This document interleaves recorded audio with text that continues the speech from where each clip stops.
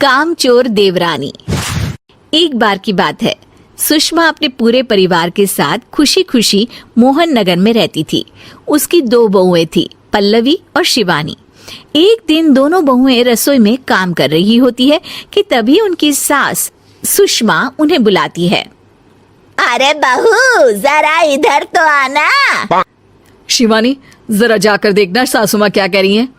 दीदी आप ही देख लो ना जाकर, आपको भी तो सुनाई दे रहा है।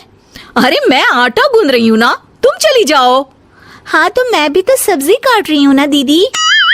अरे बहू, जल्दी आओ। वो ये तो जाएगी नहीं, मैं ही जाकर देखती हूँ कि क्या करना है। पल्लवी सुषमा के कमरे में जाती है। जी मम्मी जी, क्या हुआ? शाम को घर पर कुछ मेहमान आने वाले हैं, तो तुम अच्छा सा खाना बना लेना बहू। ठीक है मम्मी जी, आप बता दीजिए क्या क्या बनाना है और कितने लोग आ रहे हैं।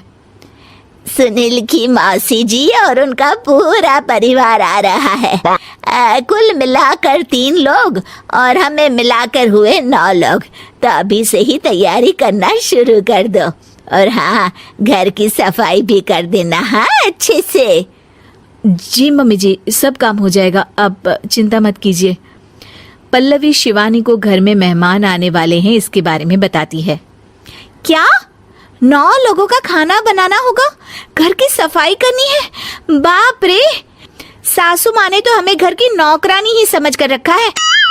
ऐसा नहीं बोलते शिवानी, हम इस घर की बहू हैं और घर के काम करना हमारा फर्ज है। दीदी तो है ही सासू माँ की चमची, जब देखो सासू माँ सासू माँ। मैं तो इतना सारा काम नहीं करने वाली। शिवानी कपड़े लेकर गमला साफ कर रही होती है और चक्कर आने का नाटक करने लगती है। मेरा सर चकरा रहा है। तभी वहां पल्लवी और सासू माँ जाते हैं। अरे बहू, क्या हो गया तुम्हें? मम्मी जी, बहुत तेज सर में दर्द हो रहा है। तुम एक काम करो शिवानी, आराम कर लो। नहीं नहीं दीदी, घर में मेहमान आने वाले हैं, मुझे आपकी मदद करनी चाहिए।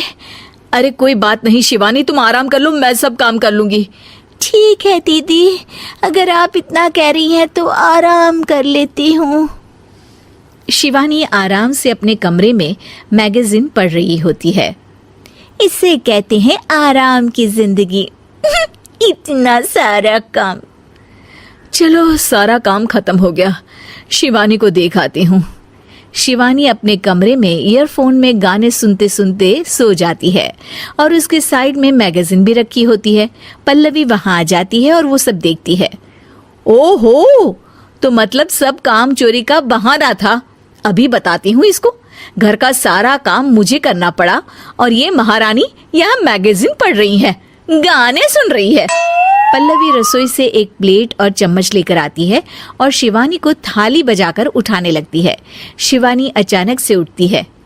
उठ गई महारानी, गाने भी सुन लिए, मैगजीन भी पढ़ ली। तुम तो बहुत बड़ी झूठी निकली शिवानी।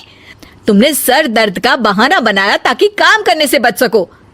हाँ बनाया बहाना, तो क्या करती, इतने सारे काम करती।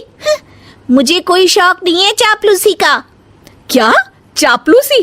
तुम्हें लगता है कि मैं सारे काम चापलूसी के लिए कर रही हूँ? और नहीं तो क्या। तभी वहां सासू माँ आ जाती हैं। अरे बहू, वो लोग बस आने ही वाले हैं, तुम तैयारियां कर लो। जी सासू माँ, तुझे तो मैं बाद में देखती हूँ। सब खाना खाने बैठते हैं और खाना शुरू करते हैं। तभी सुनील की मौसी बोलती है।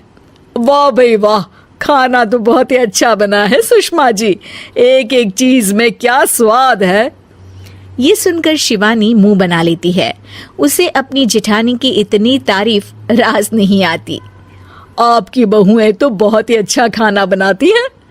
हाँ, बनाती तो दोनों ही अच्छा है, पर आज ना ये सारा खाना बड़ी बहू ने बनाया है।